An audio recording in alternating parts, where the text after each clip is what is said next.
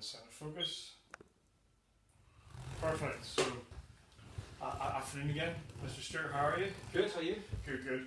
So I've sent you over your plan for, Yes. for your dietary intake and your training program. So before we go into the actual workout today, I'm going to just briefly go over what all this here means. So firstly, thank you for providing me with like a rough week guide of what you currently eat. The first things I noticed is that, as you said earlier in our earlier meeting, was that time is an issue. Yes. Particularly, trying to bring the kids to the school run, get them up, get them ready, and you're just trying to get into your first meal or teaching at 9 a.m. So you tend to skip breakfast a lot. Yes. Or when you do get in campus, it's straight to grab a tea, coffee, loaded with sugar, energy, whatnot. Yes. And then you would try and snack throughout the day, and then it's only really lunchtime you would get like a pre-made sandwich. Then depending on the time of the year, you would like use takeaways in the evening, whatnot. Yeah. That's fine. You don't really get a lot of chance to make homemade food and stuff. So what I've done is I laid out like kind of examples: breakfast, snacks, lunch, dinner, and then what you would drink. So that's further on down, which we'll go on to. So each of the days I've given you different examples. So you've got a whole range there. And obviously this isn't set in stone. I want you to have like a free reign over this as well, so you can explore and find what you like, don't like, whatnot. Yeah. I know you said you don't like certain fish and stuff, like cod and haddock, but tuna, salmon you like. So yeah, more than happy to. And I've made some adjustments on them. I know obviously we're going to try and reduce the amount of like higher fat foods, or like the ones that contain, I'll say the better type of fat, such as pork and whatnot.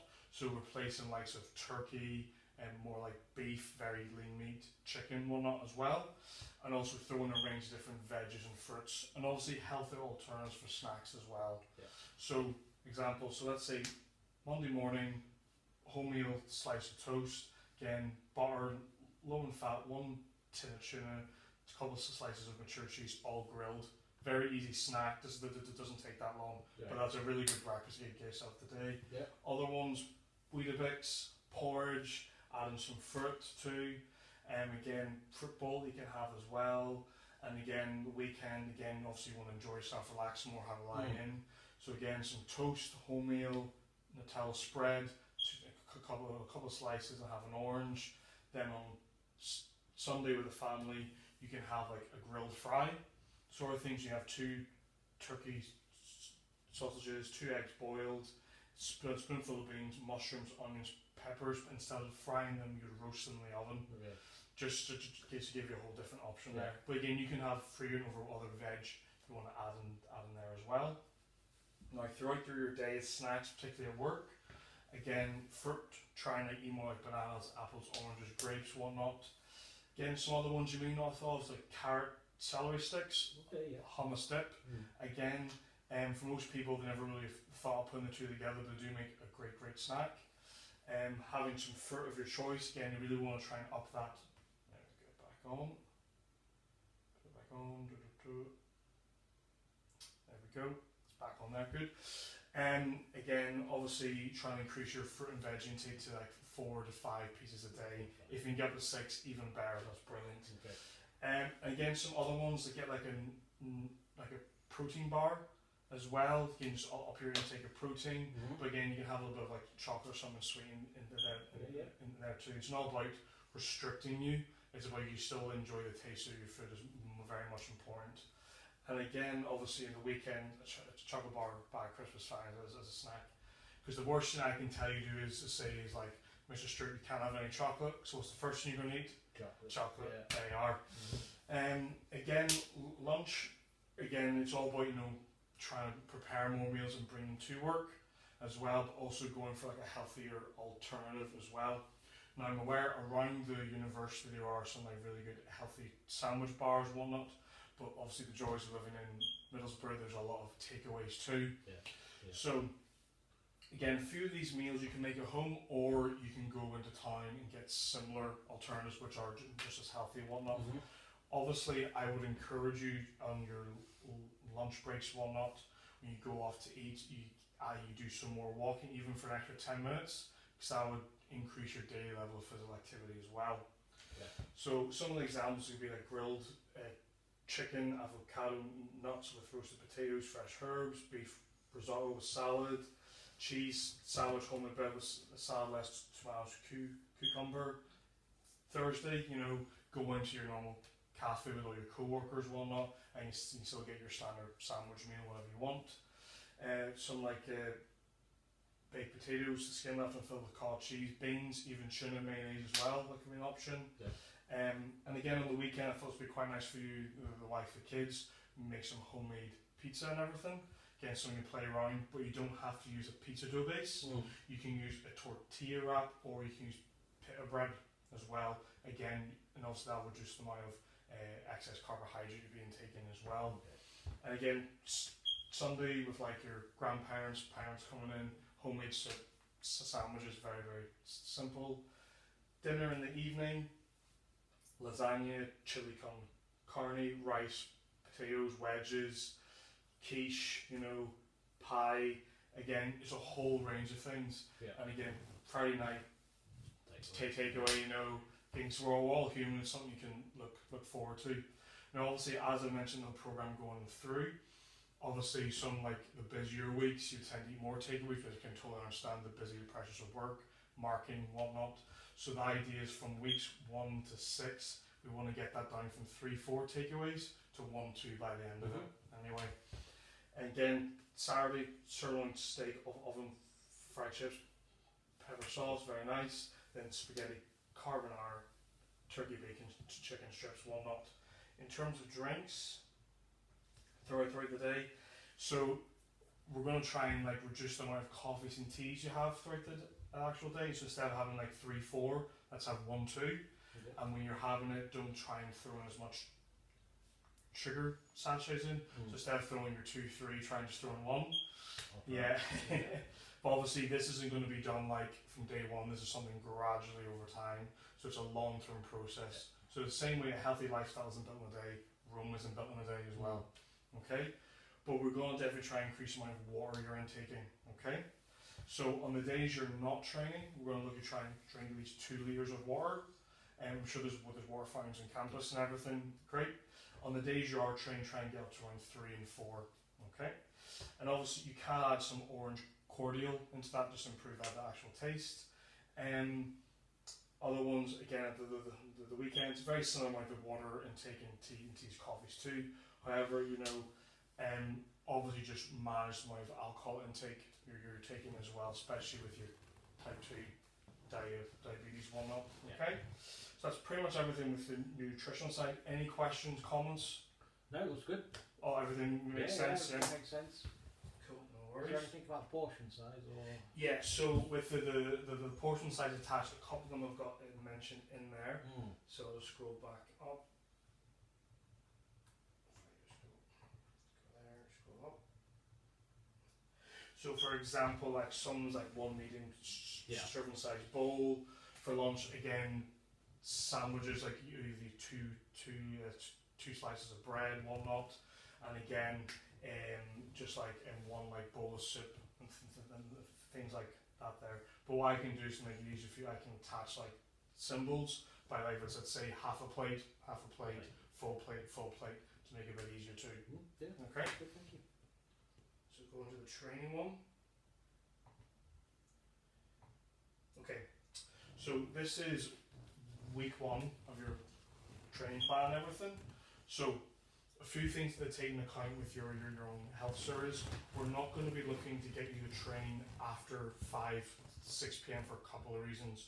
One being, once you should ensure that whenever you finish work, you can relax with your family, kids, whatnot, okay?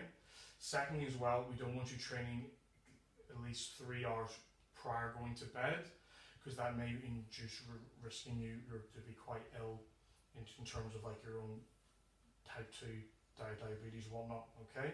So once you train in the morning, so again the gym opens are about 6:30, 7 in the morning, and or you can train around lunch times as well. Because again, as you've been saying, you can work around your diary and stuff. I'm not expecting you to train every day at your work or before work as well. This is just something to get you built up to as well, okay? So imagine some days you may finish earlier than others. So again, if you finish around 3-4, you can easily do like a half hour, 45-minute session, or even just go for a walk and whatnot. So again, we'll go through all the warm-ups and exercises once we do the main session, but this is just giving you an overview what we're doing and what I'm looking for as well. So warm-up, really, you're just going to have you on the actual bike, and 15 minutes, whatnot, followed by some dynamic mobility stretching, by 3 to 4 exercises then. I'm going to look to do 20 to 30 reps of them. Again, these are done at very, very low intensity. Again, it's just to raise your actual heart rate. So again, going to try and get up to the 92 to 115 beats per minute.